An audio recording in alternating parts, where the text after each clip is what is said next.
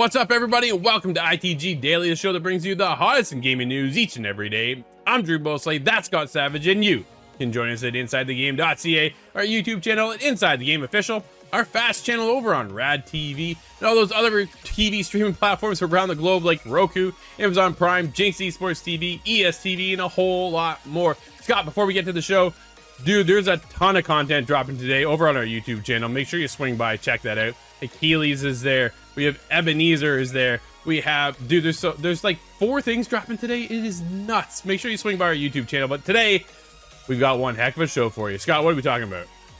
We have God of War Ragnarok's rumored DLC, and that has you excited, I'm sure. We have the day before launch. They had a video to show yesterday, and we'll go through that. Immortals of Aveum has a free update coming down the line, and a colony sim, Ascent of Ashes, has unfortunately had a delay. Well, let's get going. It's God of War Ragnarok DLC. Scott, dude, if the rumors are true, I could not be more excited. God of War Ragnarok DLC to be announced this year, report claims. Now, before we even get any further from Tom Henderson over at Insider Gaming, would we see this at the Game Awards?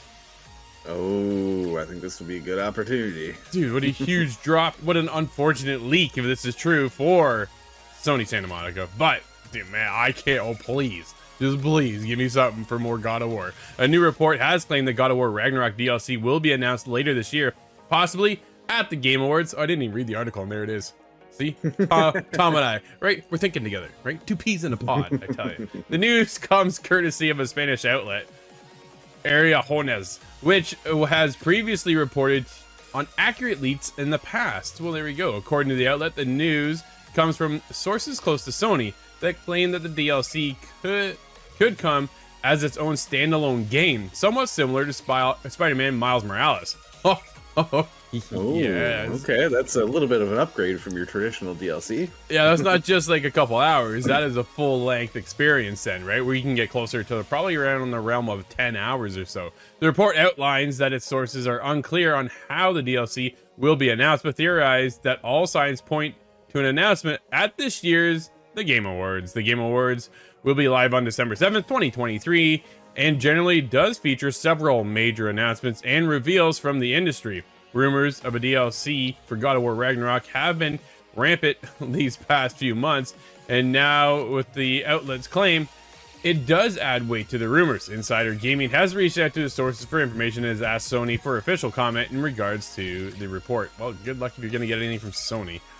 God of War Ragnarok received, well, yeah, universal acclaim on its release, and as of September 2023 has sold 11 million units. Scott, Sony no small number. Not at all, right? Sony has yet to officially announce any spin-off game or DLC for God of War Ragnarok. Oh, Scott, let's dive in, dude. You want to go first? Have they officially even announced that there will be a number 3 definitively? No, they have not announced anything. The game, when it ends, sets up multiple opportunities for where things could go, right? This is where you start to kind of speculate of, do we see no more Kratos? Do we see Atreus take off on his own adventure? Do they pass the reins on from Kratos, a beloved character in, well, the legend of God of War, right? Do you have a God of War without the God of War himself, though, Scott? Yeah, how does that work? We've also seen, I know some of the storyline behind God of War. Kratos is supposed to be the God of War all the way up to the modern era. Yeah. All the wars have been fought in his name, and it includes all the modern wars as well. So I wonder if that matters too much to the overall storyline, or if it's just going to be retconned as we go on. God of War Ragnarok was an absolute masterpiece of a game. And if we get anything for DLC, and the fact that they're actually stating that it could be more of like, not even DLC, a Miles Morales experience, which I adored as well. That was not a short game. I can't remember how long it took me, but I'm probably somewhere around 12. No, I put 30 hours into that game is what it was. Holy. But I did everything in that game. Like, there wasn't anything untouched. I went through and went back. And that's kind of how I was like, wow, something I don't normally do, right? But that game was so good. I actually went back into New Game Plus. There's also attached to a trophy. Yeah, okay. Don't like One that. of those. That's One how they of got those Insomniac moves. But here we go with Sony Santa Monica getting into the world of DLC. Do we just do a complete spin-off? Maybe instead of getting God of War 3 and passing the reins off to Atreus, we get this DLC experience, kind of like how Spider-Man went to Miles with Peter Parker handing it off to Miles for Miles Morales. Maybe this is where we get Atreus' side story instead, and we get a 20-hour experience and a big chunk of what his future looks like, which then sets up God of War 3. I can see that working out really well, actually, especially because the gameplay difference between the two of them. By the end of an Atreus kind of campaign, you might really have a hunger to be Atreyu, or sorry, not Atreyu. That's a band. To be Kratos again. Yeah, absolutely. They're different, different abilities too, right? Kratos is much more. He's got the chains. He's got the big blades. He's got all these other things. Where Atreus he's got a bow and arrow, and then by partway through the game, he's actually swinging with the bow and arrow, using it as a not almost like a club in a sense, kind of thing. So there could be different ability, and he's got different abilities too. There's all kinds of stuff. Dude, how old's Ragnarok? I'm not gonna spoil anything. I'll just leave it as it is. It's one of those. If you haven't played it, believe me, you were missing it on one of the best games. And if we can get this piece of DLC, Scott, so there's so many other characters too that they could spin off. Like we could get something just from Freya herself at her side story, right? Because the way 2018, I believe it's 2018, man, the original God of War, or the God of War reboot, whatever. By the time that ends, she hates Kratos, right? And then you get that experience in the beginning of Ragnarok, and by the time the game's all wrapped up, it's not quite forgiven, but she does have a better understanding and works with Kratos and Atreus, right? So how does this... Dude, there's so many options. There's so many ways they can pick. That's what I said when they finished off Ragnarok. They left the door open, not only for Kratos and Atreus, but for everybody else in the story too. Odin was such a cool character. Thor. There's just so many ways to do... Oh, man. I thought there's Thor's family as well, right? You could tap into the god side of it on the other side. I don't know, man. There's just...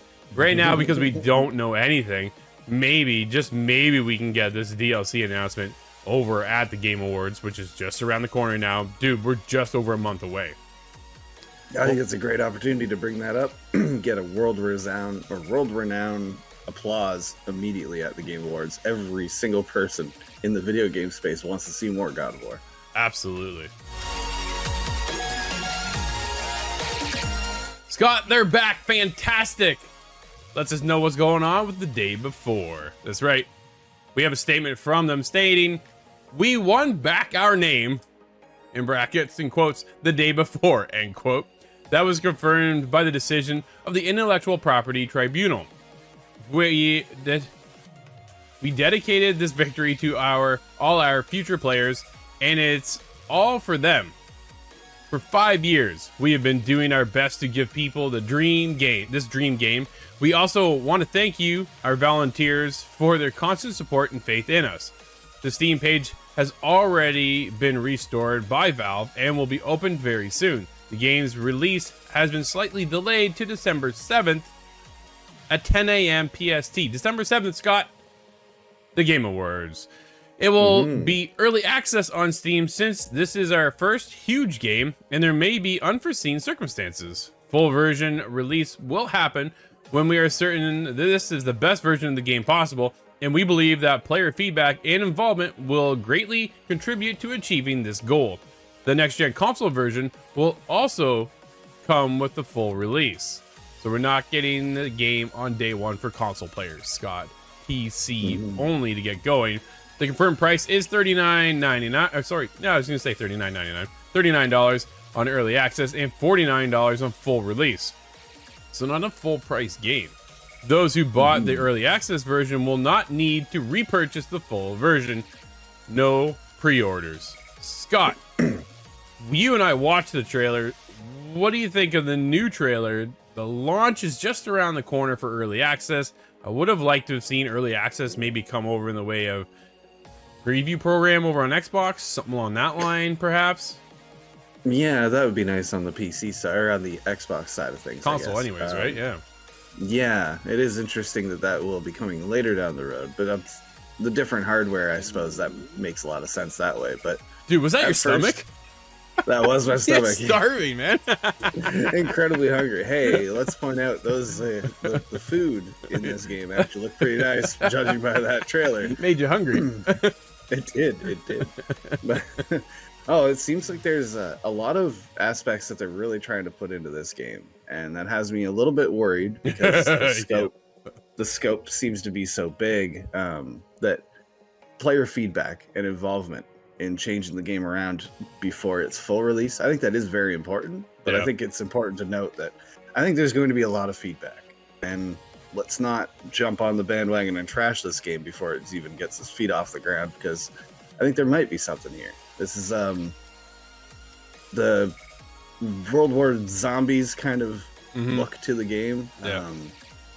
I think there's a lot of different systems that are going to be at work here. The construction behind everything, you're customizing your own building and stuff, so that kind of gives me an idea of vigor.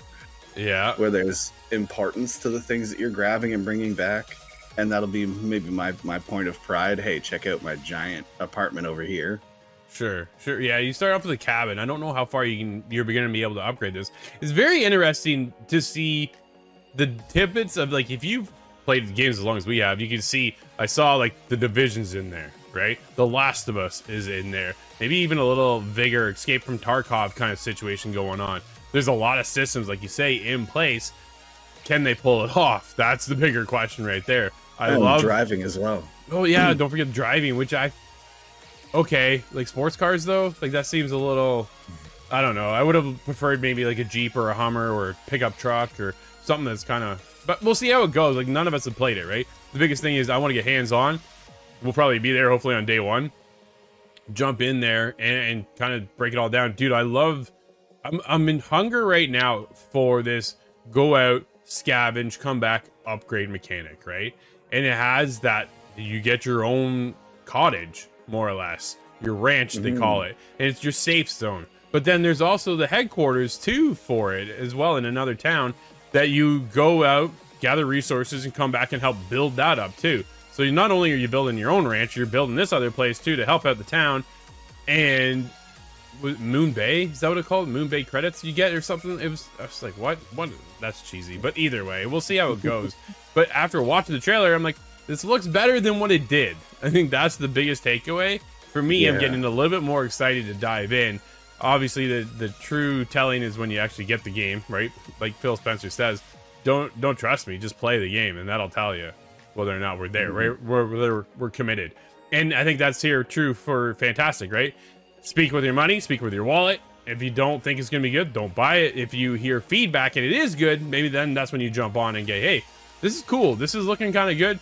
But yeah, there's a lot of systems, man. And this is their big first foray into the kind of that AAA space. Is PvE, PvP. So there's a lot to kind of go out and fear at the same time, right? Vigor is PvP. There is no E elements to it. Where this has all the zombies, the infected, they called them. And there's something to kind of be mindful of, right? Do we have different resources at night, Scott, than we do during the day is one of my questions. That'd be really cool. I like that change in Dying Light. That was an incredible idea that Dying Light did, where the zombies get super hyped up and everything's a little different at night. I would like to see that. Yeah. And all the different systems that work, the gunplay. I suspect there's going to be an Escape from Tarkov kind of system with the guns. Yeah. Everything I hope is dialed up with the realism in that regard, because that's going to be the real hook. Yeah, the real hook is going to be the shooting gameplay. If it doesn't feel right, then the whole thing is off.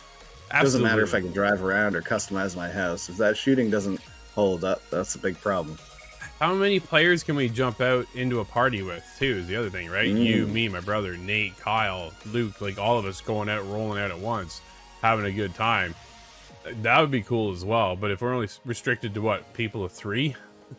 Oh, it's always 3s. It is always 3s. So I'm hoping maybe we get a little bit more people in the party. And all of a sudden you get swarmed by a bunch of infected, you actually stand a chance a little bit more than usual. But I don't know, dude, it has me kind of excited to see what this game really is. Glad that they won back the rights to the day before as well. Yeah. That sucks when you start building your brand and then all of a sudden it's taken away. We kind of know how that works, right? So it's just one of those things. It's a tough go, but it's nice to see them win those rights back. And December 7th, keep your eye open. We want to be there on day one. Absolutely. Drew, we have some interesting news. I'm very glad for it. This is Immortals of Aveum's free update is on the way. The Echo Lector content update is a new endgame objective for players who want more lore and new content to play through once they've reached the later chapters.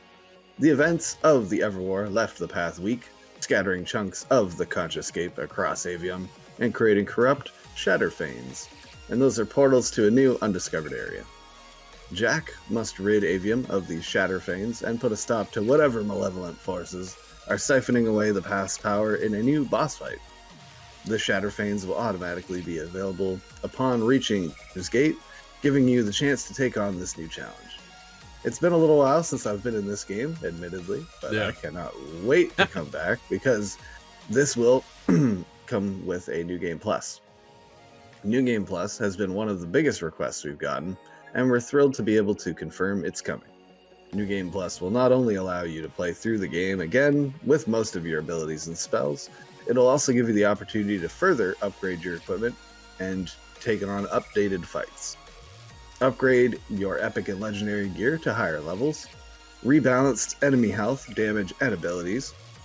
Jack carries forward most spells and abilities unlocked in a previous playthrough. Augment spells cannot carry forward, however, and adjustments have been made to experience and currency while you're playing, different rates involved there. Grand Magnus difficulty brings a whole new level of challenge to Aveum.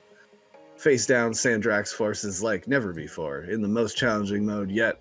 Every fight will be a battle for survival as you push your way through the Everwar and forge yourself into an immortal worthy of the name. And of course, brand new difficulty mode will be available in a new playthrough or part of New Game Plus, which is perfect for myself because I started beating up that game, going everywhere I could and collecting everything. I'm quite strong. Yeah, you built up pretty good. Scott, you and I like this game a lot. I know it didn't hit well too much across the board, right? A lot of people felt like it was kind of empty inside. I didn't really quite see that from my perspective. I had a good time. I had a lot of fun. And I was talking to my brother about it. He didn't really care for it either. I was like, really? What did I see that you guys didn't, right? It's funny because reviews then become so subjective. It's my personal opinion versus your personal opinion. And it's one of those things, you either like it or you don't. And for us, you and I, we had a good time. We're going to jump into this, check it out, and see if it's worth going. Dude, New Game Plus, right? It's one of the things, I know a lot of people want that New Game Plus. I don't. For something like this, I don't, like, it's nothing new. Where we talk about Alan Wake 2, and they're bringing New Game Plus, but how they're doing it is so unique compared to, here's your usual drop of, here's New Game Plus, play the whole thing again. It's just the same thing, but just with harder difficulties and all your abilities, right? Alan Wake, dude, the team over there at Remedy go, here, we're going to give you a whole different story to experience in New Game Plus. I was like, dang, that's the way to do this. That would be a little bit more intriguing to me, to pull me in, to pull me back into Immortals of Aveum. But sounds like you're all in. This does have Shatterfanes teasing a new area that they're adding on, and this new boss fight. Yeah, I'm wondering if there is a lot more than an easy description would give. I bet there is some more added things on there. I really hope so, because I wanted this to be the first step of a whole new IP. I don't know if it will be, right? Ascendant Studios just recently laid off a bunch of people as well. As much as we're excited, what's that mean for their future? DLC is coming. That's cool. It's free, Scott. So that's something to take into account as well, right? We're getting free DLC, so we are able to go back in and experience stuff. This is end game content, so if you haven't beat the game, you might want to finish it off, get ready to go. But it's cool to see that they're able to carry on. Does this mean we get a new Immortals of Aveum 2? Time will tell. Scott, I had the pleasure of interviewing the dev team behind Ascent of Ashes, but we got some sad news as early access release has been delayed to Q1 of 2024. Quote, while we understand the delay is disappointing, We feel that our priority right now is to work on the reports and suggestions brought to us by our community, end quote, says Max Herman, lead developer and owner of Vivid Storm Interactive. Quote, we have taken your input to heart and will be using it to build a stronger foundation for Ascent of Ashes, end quote. In addition to addressing the community feedback, Vivid Storm Interactive is also in the process of migrating Ascent of Ashes to a new game engine. Quote, we've had challenges with Unity that will take some time as we port over to a new system, end quote, Herman says. Quote, we originally planned on porting Ascent of Ashes to the Godot engine after the early access release, but following community feedback, we realized we should rather make the transition sooner. This will give us time to work on fixing features, and we focus on polishing the core gameplay is a priority for us, end quote. Quote, after the polish and stability fixes, we are committed to releasing a steady stream of content updates as outlined in our roadmap to 1.0. With the help of your feedback, we understand that there are several key features that players have requested, such as a more in-depth tutorial. That is huge. I played early access on the game too, got hands-on. That was one of the biggest takeaways for me, is that I didn't know how to play the game. So that will be a big improvement. And they'll be looking at UI text scaling as well. That will be implemented soon. So there is that. Q4, Scott, not that far away, really, at the end of the day. It is what it is, but if we get a better game, well worth the wait. Absolutely, I have to agree with that. It's funny, though, they're moving away from Unity to Godot. Unity seems to have shot themselves in the foot, haven't they? They really tried to sink their own ship. They really tried hard. That's too bad, because they were one of the staples. Indies loved to go to them at one point, and now it's just not the case. Unity, if you haven't followed, has made a bunch of changes, and it hasn't been in the favor of the developers whatsoever. But either way, Ascent of Ashes has been delayed. We'll get hands-on hopefully sooner than later, and we'll tell you all about it. Scott, my goodness, there's a list of games there today. Holy, what are we playing? That's right, bear with me. We do have a long list. We have The Smurfs 2, The Prisoner of the Greenstone, and that is on PC, PlayStation 4, 5, Xbox One, X, S, and the Switch. RoboCop Rogue City is on PlayStation 5, Xbox Series consoles, and PC. Achilles Legends Untold is on PC, PlayStation 5, Xbox Series X and S. Plate Up is on PlayStation 4, 5, Xbox One, X, and the Switch. Thirsty Suitors is on PC, PlayStation 4, 5, Xbox One X, and the Switch. I'm actually very curious of that game. The Talos Principle 2 is on PC, PlayStation 5, and Xbox Series X. Very interested in that title. We're working on that Phantom one. Blade. We are working on that one. Phantom Blade Executioners is on PC, PlayStation 4, 5, iOS, and Android. My Time at Sandrock is on PC, PlayStation 4, 5, Xbox One X, and the Switch. Star Ocean, The Second Story R, PC, PlayStation 4, 5, and Switch. Blasphemous 2 is now available on PlayStation 4 and the Xbox One. Phantom Galaxies is on PC, and For the King 2 is also on PC. That is one list of games today. And that'll wrap up today's show, everybody. Thank you so much for hanging out with us. This has been ITG Daily, the show that brings you the hottest in gaming news each and every day. We'll be back again tomorrow. I'm Drew. That's Scott. We'll see you inside the game.